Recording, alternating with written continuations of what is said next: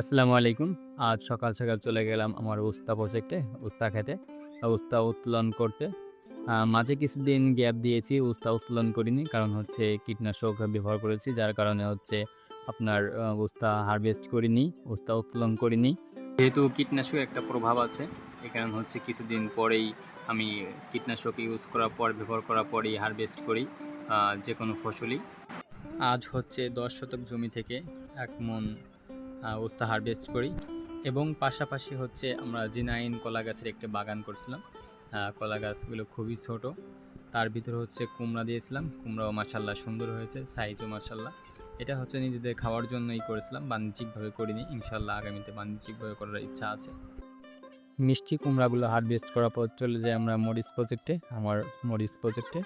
আপনারা হয়তো কিছুদিন আগে খেয়াল করছিলেন আমার রিলসে যে বাঁশ আনা হয়েছিল একটা নসিমনে, সেই বাঁশগুলো হচ্ছে কুড়া বানিয়ে মরিচে দেওয়া হবে, মরিচ গাছে দেওয়া হবে।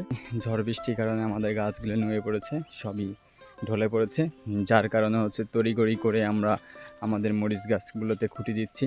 এখানে কাজ চলতেছে, একজন এখানে বাধাই করতেছে এবং দুজন ওই পাশে বাধাই করতেছে এবং আর দুজন হচ্ছে খুঁটিগুলা গাড়তেছে। এই খুঁটিগুলা দেওয়ার কারণ হচ্ছে যেন ঝড়ো আবহাওয়ায় পরবর্তীতে আবার ঝড় এবং ঝড়ো আবহাওয়াতে আমাদের মরিচ গাছ এগুলোতে কোনো ক্ষয়ক্ষতি না হয়। মরিচ গাছগুলো খুবই সুস্থ এবং সবল আছে মাশাল্লাহ। আমাদের এই মরিচ গাছের বয়স হচ্ছে মাত্র ২৪ দিন। ২৪ দিনে আলহামদুলিল্লাহ আমাদের মরিচ গাছে ফুল চলে আসছে। সবাই আমাদের জন্য দোয়া করবেন যেন আমাদের প্রজেক্টগুলো খুবই সুন্দর